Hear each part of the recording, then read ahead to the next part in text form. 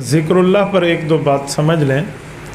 بعض حضرات ذکراللہ کرتے ہیں، ان کو اشکال ہوتا ہے کہ یہ ترتیب کہاں سے ثابت ہے۔ میں ایک جملہ کہتا ہوں کہ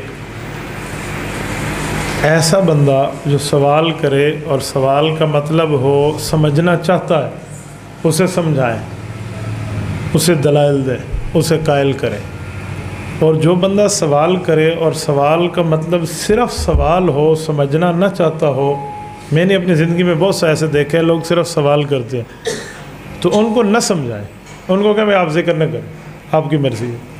میں بعض اوقات اکثر اسفار میں ہوتا ہوں، حضرات سے ملاقاتیں ہوتی ہیں، تو میں بہت اچھی طرح سمجھتا ہوں بعض لوگوں کو۔ ایک بندہ مجھے کہنے لگا ذکر بالجہر کہاں سے ثابت ہے؟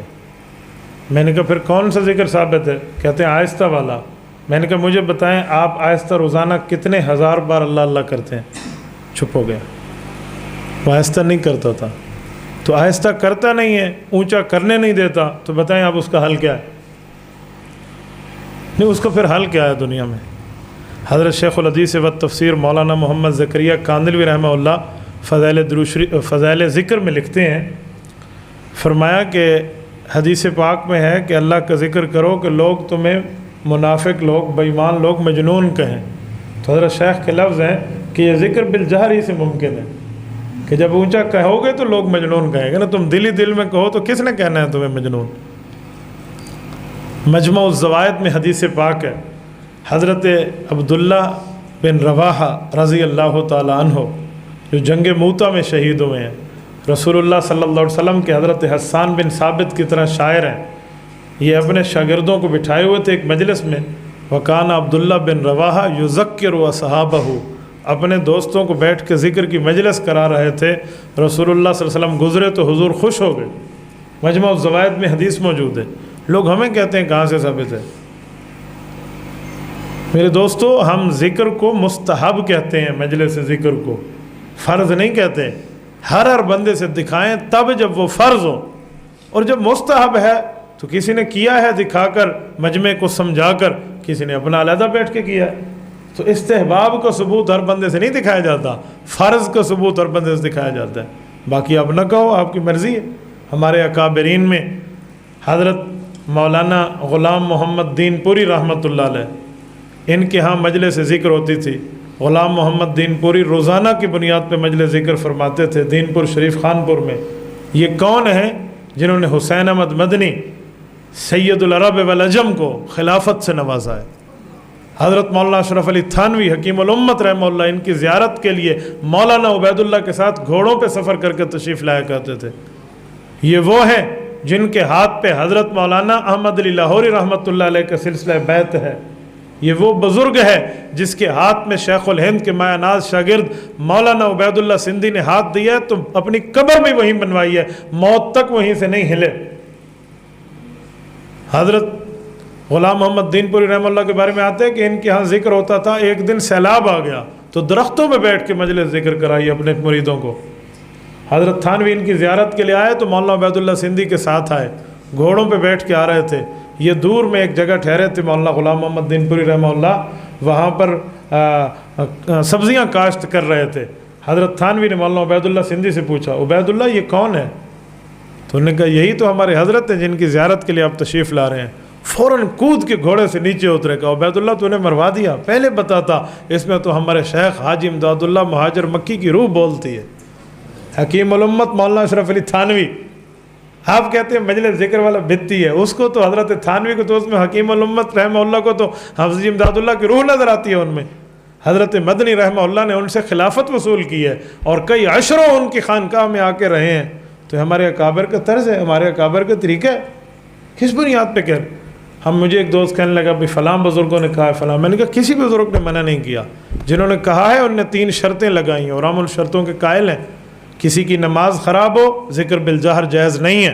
کسی کی تلاوت خراب ہو، ذکر بالجہر جائز نہیں ہے۔ کسی کی نیند خراب ہو، ذکر بالجہر جائز نہیں ہے۔ اب کون تلاوتیں کر رہا ہے؟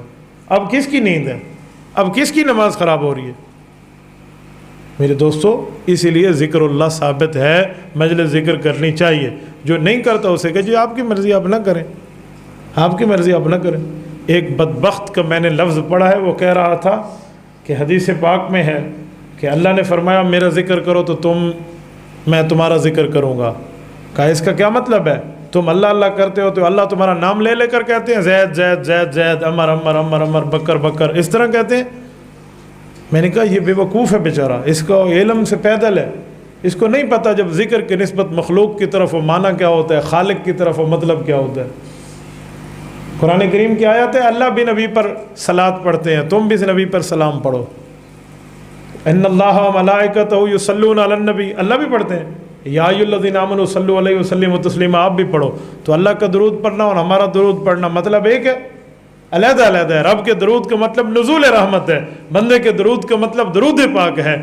تو اللہ کے ذکر کا مطلب نزول رحمت ہے، بندے کے ذکر کا مطلب اللہ اللہ ہے۔ ذکر کے مفہوم میں وسعت ہے، لیکن اس کا کیا مطلب ہے؟ آپ مجلس ذکر کو ختم کر دیں۔ ایک بندہ مجھے کہنے لگا صحیح کاروبار کرو، صحیح طرح پہ نماز پڑھو، صحیح طرح پہ کتابیں پڑھو، یہ بھی ذکر ہے؟